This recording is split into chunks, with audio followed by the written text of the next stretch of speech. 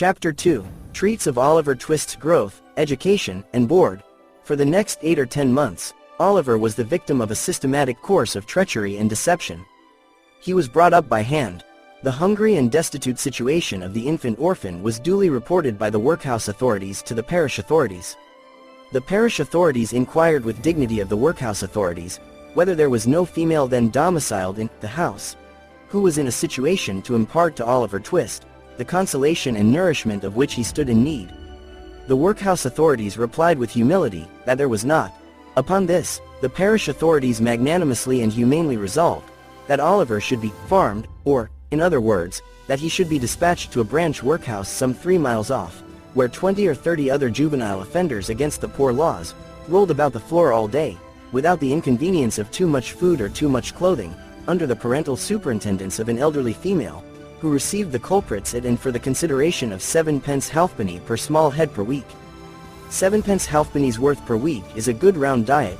For a child a great deal may be got for 7 pence halfpenny, quite enough to overload its stomach, and make it uncomfortable.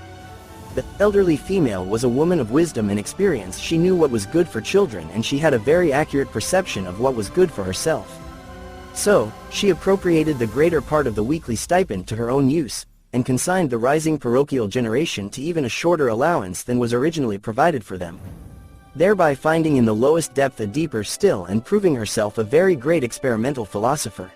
Everybody knows the story of another experimental philosopher who had a great theory about a horse being able to live without eating, and who demonstrated it so well, that he had got his own horse down to a straw a day, and would unquestionably have rendered him a very spirited and rampacious animal on nothing at all, if he had not died 24 hours before he was to have had his first comfortable bait of air.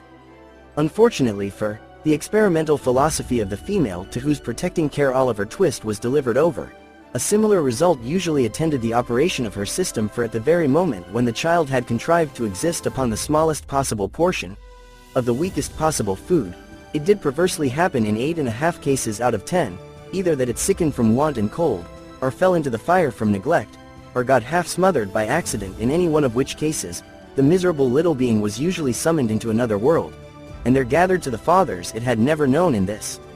Occasionally, when there was some more than usually interesting inquest upon a parish child who had been overlooked in turning up a bedstead, or inadvertently scalded to death when there happened to be a washing, though the latter accident was very scarce, anything approaching to a washing being of rare occurrence in the farm, the jury would take it into their heads to ask troublesome questions, or the parishioners would rebelliously affix their signatures to a remonstrance. But these impertinences were speedily checked by the evidence of the surgeon, and the testimony of the beadle, the former of whom had always opened the body and found nothing inside, which was very probable indeed, and the latter of whom invariably swore whatever the parish wanted, which was very self-devotional. Besides, the board made periodical pilgrimages to the farm, and always sent the beadle the day before, to say they were going. The children were neat and clean to behold, when they went, and what more would the people have?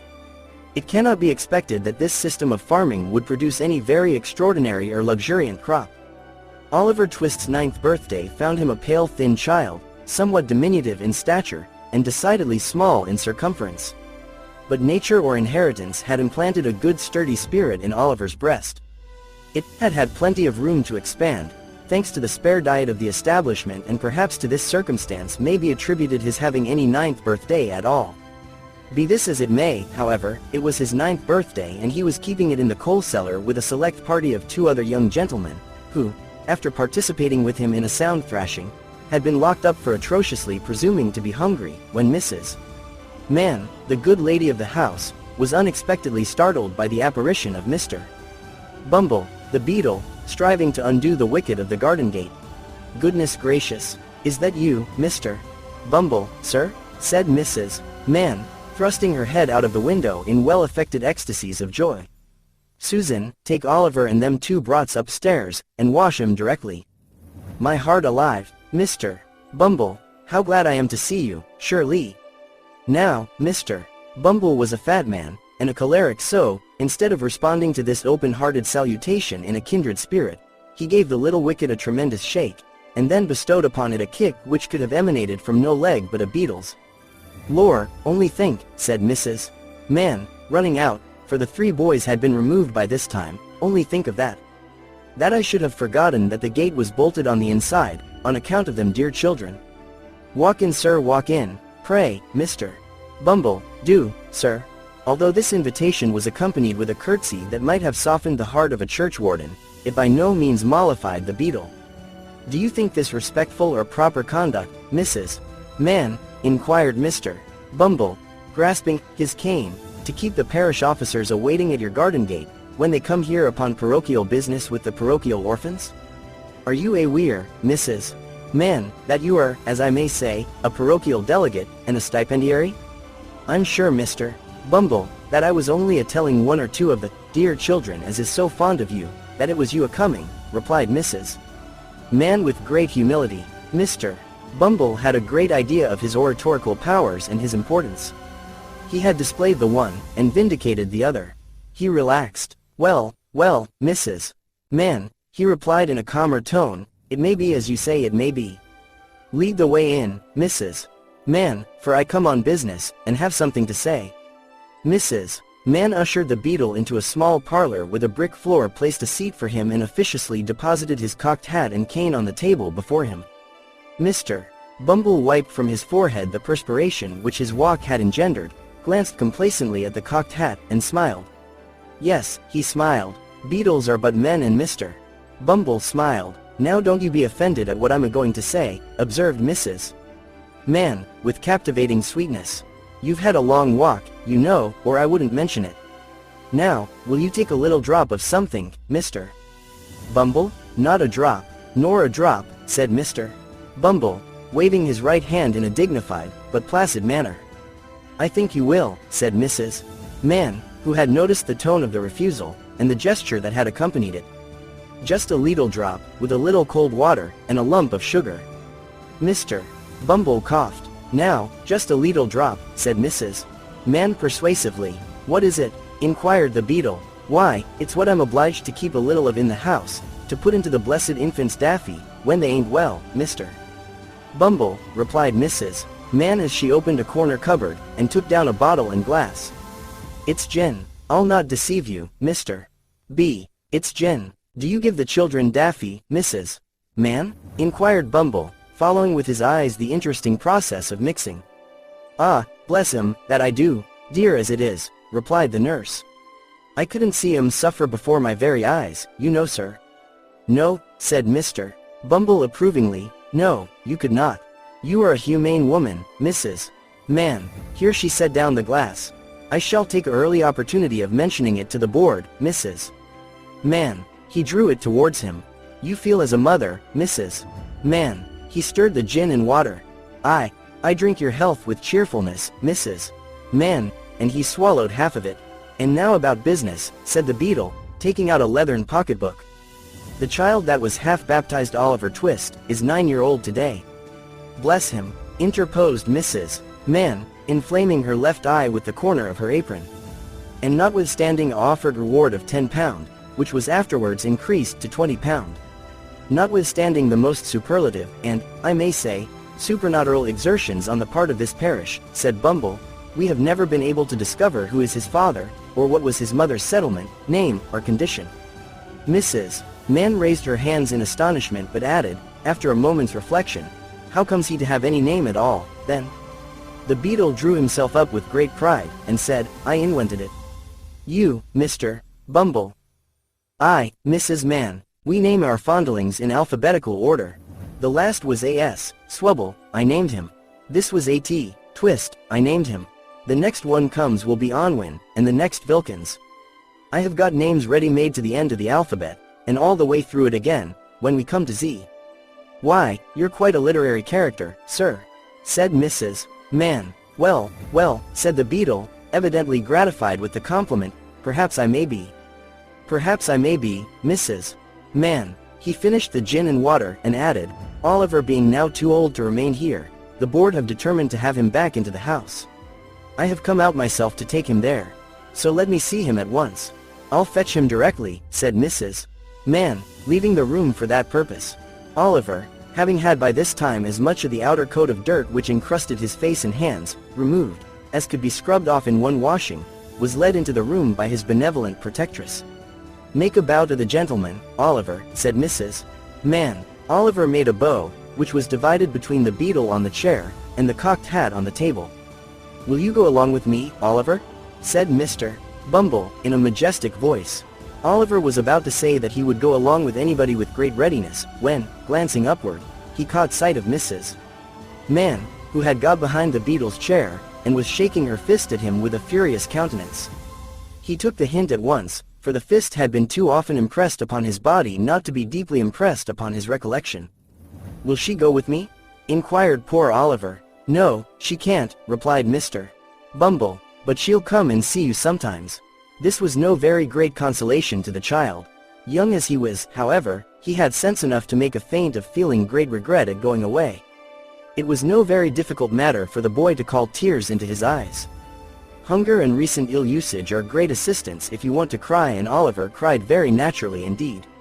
Mrs. Mann gave him 1,000 embraces, and what Oliver wanted a great deal more, a piece of bread and butter, lest he should seem too hungry when he got to the workhouse. With the slice of bread in his hand, and the little brown cloth parish cap on his head, Oliver was then led away by Mr. Bumble from the wretched home where one kind word or look had never lighted the gloom of his infant years.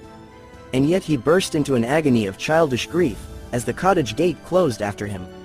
Wretched as were the little companions in misery he was leaving behind, they were the only friends he had ever known, and a sense of his loneliness in the great wide world sank into the child's heart for the first time. Mr. Bumble walked on with long strides. Little Oliver, firmly grasping his gold-laced cuff, trotted beside him, inquiring at the end of every quarter of a mile whether they were nearly there. To these interrogations Mr.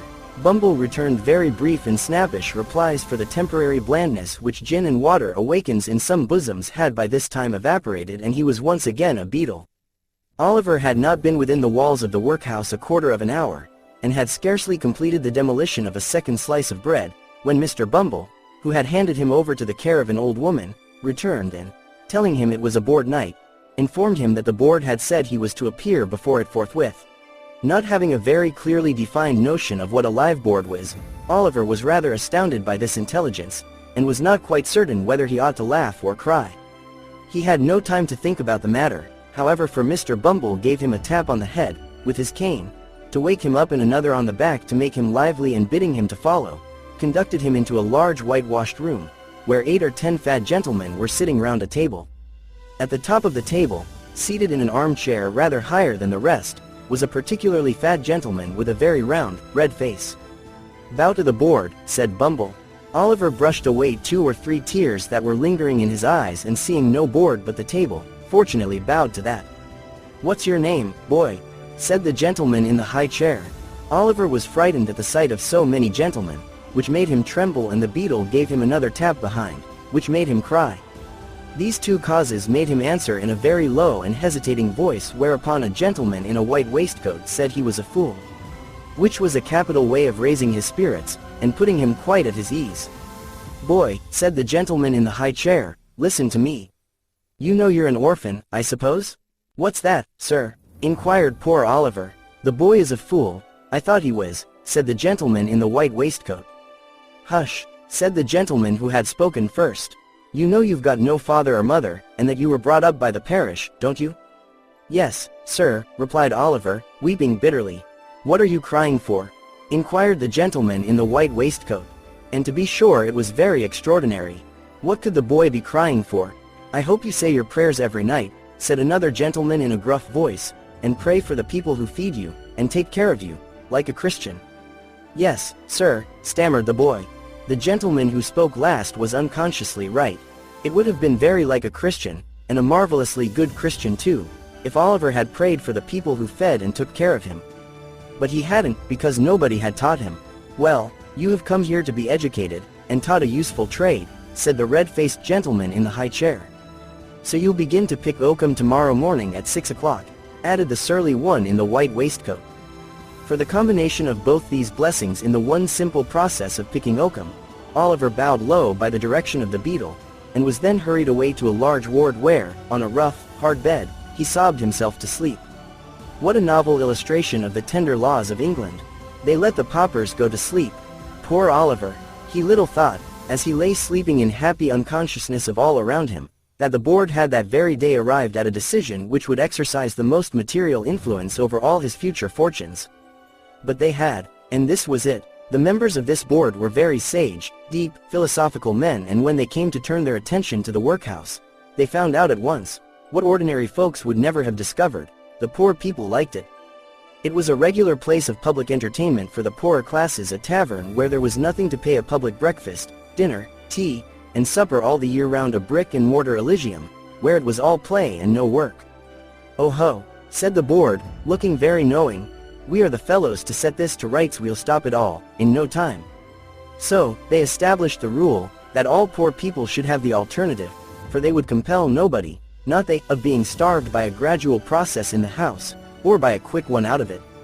With this view, they contracted with the waterworks to lay on an unlimited supply of water, and with a corn factor to supply periodically small quantities of oatmeal, and issued 3 meals of thin gruel a day, with an onion twice a week, and half a roll of Sundays. They made a great many other wise and humane regulations, having reference to the ladies, which it is not necessary to repeat, kindly undertook to divorce poor married people, in consequence of the great expense of a suit in Doctors' Commons, and, instead of compelling a man to support his family, as they had theretofore done, took his family away from him, and made him a bachelor. There is no saying how many applicants for relief, under these last 2 heads, might have started up in all classes of society, if it had not been coupled with the workhouse, but the board were long-headed men, and had provided for this difficulty. The relief was inseparable from the workhouse and the gruel and that frightened people. For the first 6 months after Oliver Twist was removed, the system was in full operation. It was rather expensive at first, in consequence of the increase in the undertaker's bill, and the necessity of taking in the clothes of all the paupers, which fluttered loosely on their wasted, shrunken forms, after a week or two's gruel. But the number of workhouse inmates got thin, as well as the paupers, and the board were in ecstasies. The room in which the boys were fed was a large stone hall, with a copper at one end, out of which the master, dressed in an apron for the purpose, and assisted by 1 or 2 women, ladled the gruel at mealtimes. Of this festive composition each boy had 1 porringer, and no more, except on occasions of great public rejoicing, when he had 2 ounces and a quarter of bread besides. The bowls never wanted washing. The boys polished them with their spoons till they shone again, and when they had performed this operation, which never took very long, the spoons being nearly as large as the bowls, they would sit staring at the copper, with such eager eyes, as if of catching up any stray splashes of gruel that might have been cast thereon. Boys have generally excellent appetites. Oliver Twist and his companions suffered the tortures of slow starvation for 3 months. At last they got so voracious and wild with hunger, that one boy, who was tall for his age, and hadn't been used to that sort of thing, for his father had kept a small cook shop, hinted darkly to his companions, that unless he had another basin of gruel per diem, he was afraid he might some night happen to eat the boy who slept next him, who happened to be a weakly youth of tender age. He had a wild, hungry eye, and they implicitly believed him. A council was held, lots were cast who should walk up to the master after supper that evening, and ask for more, and it fell to Oliver Twist. The evening arrived, the boys took their places. The master, in his cook's uniform, stationed himself at the copper, his pauper assistants ranged themselves behind him, the gruel was served out, and a long grace was said over the short commons. The gruel disappeared, the boys whispered each other, and winked at Oliver, while his next neighbors nudged him. Child as he was desperate with hunger, and reckless with misery. He rose from the table, and advancing to the master, basin and spoon in hand, said, somewhat alarmed at his own temerity, "Please, sir, I want some more."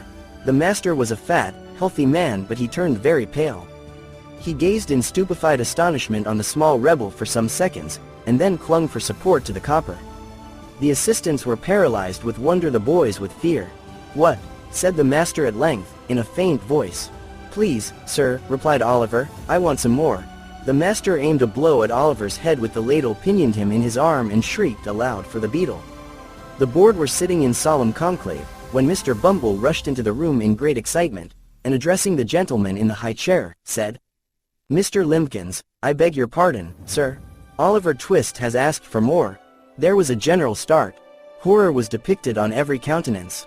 "For more," said Mr. Limbkins. "Compose yourself, Bumble, and answer me distinctly. Do I understand that he asked for more, after he had eaten the supper allotted by the dietary?" "He did, sir," replied Bumble. "That boy will be hung, said the gentleman in the white waistcoat. "I know that boy will be hung." Nobody controverted the prophetic gentleman's opinion. An animated discussion took place. Oliver was ordered into instant confinement and a bill was next morning pasted on the outside of the gate, offering a reward of £5 to anybody who would take Oliver Twist off the hands of the parish. In other words, £5 and Oliver Twist were offered to any man or woman who wanted an apprentice to any trade, business, or calling. "I never was more convinced of anything in my life," said the gentleman in the white waistcoat, as he knocked at the gate and read the bill next morning. "I never was more convinced of anything in my life than I am that that boy will come to be hung." As I purpose to show in the sequel whether the white waistcoated gentleman was right or not, I should perhaps mar the interest of this narrative, supposing it to possess any at all, if I ventured to hint just yet, whether the life of Oliver Twist had this violent termination or no.